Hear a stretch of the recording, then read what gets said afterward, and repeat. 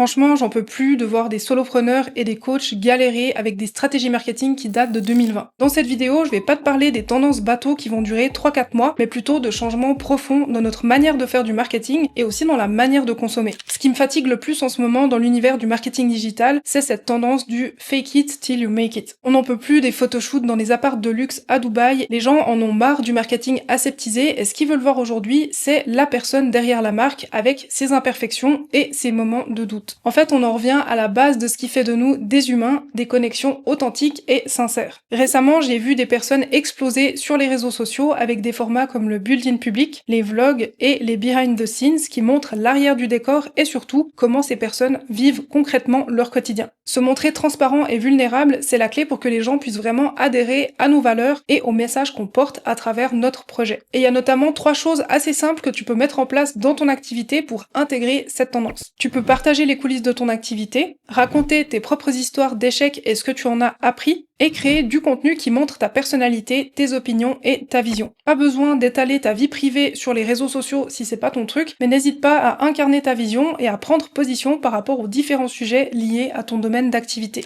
Les entrepreneurs qui vont cartonner cette année, c'est pas ceux qui vont utiliser l'IA comme des débutants. C'est plutôt ceux qui vont prendre le temps de mettre les IA à leur service en créant des assistants virtuels dédiés et sur mesure pour chacune des tâches importantes liées à leur business. Pour le marketing, on peut penser à des tâches comme le copywriting, la stratégie de contenu et la création de nouvelles offres. L'idée, c'est pas de te remplacer, c'est plutôt de gagner du temps et de réinvestir ce temps dans les tâches à forte valeur ajoutée et dans ce qui compte vraiment dans ton activité, la connexion avec tes clients.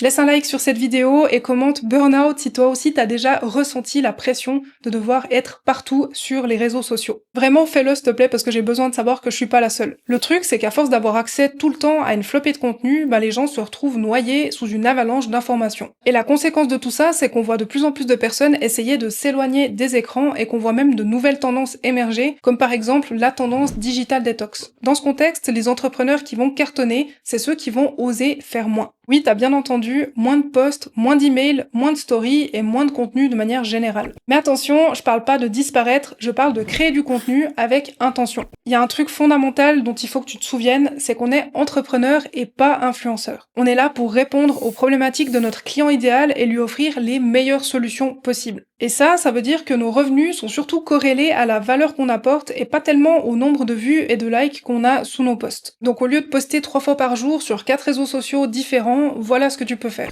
Déjà, identifie le réseau social sur lequel ta cible passe le plus de temps. Ensuite, crée un calendrier éditorial avec 3 à 5 contenus de qualité qui répondent vraiment aux préoccupations de ta cible. Je parle ici de leurs problématiques, de leurs objections, de leurs peurs, de leurs motivations profondes, etc. Tu verras que tu vas gagner du temps et le temps que tu gagnes, ce serait bien que tu l'investisses pour vraiment interagir avec ta communauté. Quand je parle d'interagir, c'est vraiment envoyer des messages et prendre contact pour déclencher des vraies discussions avec les personnes qui correspondent au profil de ton client idéal. Si tu veux, tu peux utiliser mon template de calendrier éditorial Notion pour organiser ta création de contenu. Si ça t'intéresse d'y accéder, je te mets le lien directement dans la description. D'ailleurs, j'ai fait toute une vidéo qui t'explique comment l'utiliser et si elle est déjà sortie, tu la verras apparaître à quelque part sur l'écran si tu veux aller la regarder. On n'est plus en 2010, donc te contenter de mettre le prénom dans les emails que t'envoies à tes prospects, ça suffit pas pour te dire que t'as une bonne expérience client et surtout un parcours d'achat qui est logique et cohérent. En fait, la vraie personnalisation, c'est être capable d'offrir à tes prospects exactement ce dont ils ont besoin au moment où ils en ont besoin.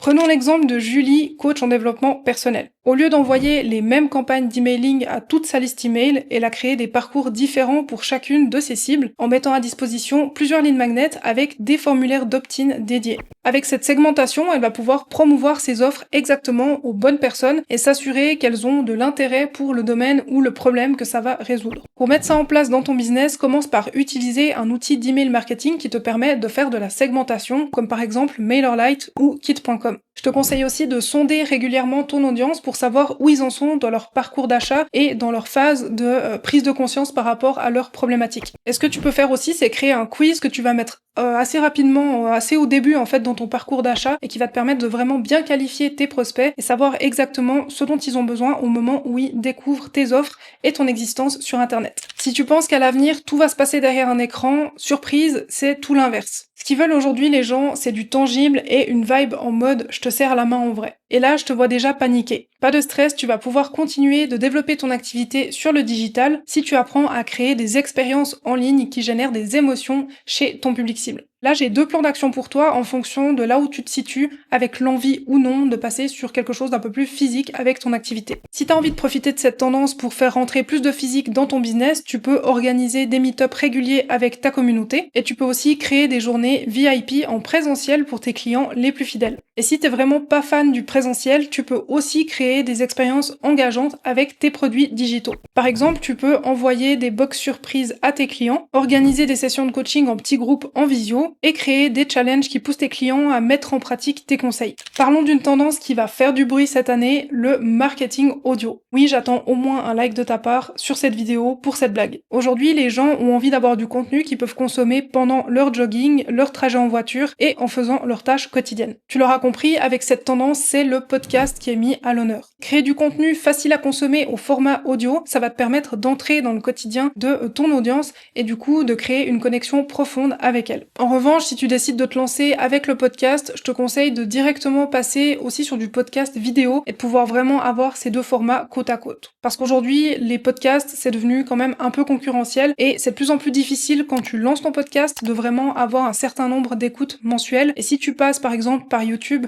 pour faire aussi ton podcast en vidéo, ça te permet de décupler ta visibilité. Les jeunes générations ont commencé à délaisser Google et se tournent de plus en plus vers les réseaux sociaux pour chercher des informations ou trouver leur prochaine destination de voyage. D'ailleurs, cette tendance, elle s'est complètement généralisée et aujourd'hui, les réseaux sociaux, c'est devenu en fait les moteurs de recherche de choix pour une bonne partie d'entre nous. Et devine quoi? Ben oui, ton client cible, il fait exactement la même chose. Parce que ce qu'il cherche aujourd'hui, c'est vraiment d'avoir des retours authentiques et de pouvoir avoir des choses faciles à appliquer dans leur quotidien et plus forcément avoir des articles hyper longs et très théoriques. Ce que tu peux faire pour appliquer ça dans ton business, c'est déjà d'identifier les mots-clés que ta cible va utiliser naturellement sur les réseaux sociaux pour trouver des solutions à ces problèmes. Là, ce que je te conseille, c'est vraiment de te mettre à la place de ton client idéal et d'utiliser les mêmes mots-clés et d'éviter d'utiliser du jargon trop professionnel. Ensuite, ce que tu vas faire, c'est créer du contenu pratico-pratique autour de ces fameux mots-clés. Donc là, tu vas imaginer par exemple de créer des guides, des listes d'astuces et surtout, oublie pas d'optimiser les descriptions de tes contenus avec ces mots-clés et toujours d'adopter un ton conversationnel et naturel. L'objectif avec ça, c'est de sortir de la théorie et de créer du contenu qui soit vraiment utile et applicable pour ton audience. En plus, le bonus avec ça, c'est que ce type de contenu, type guide et vraiment contenu éducationnel et pratico-pratique, c'est un des types de contenu qui est le plus souvent enregistré et partagé, donc c'est super pour simplement développer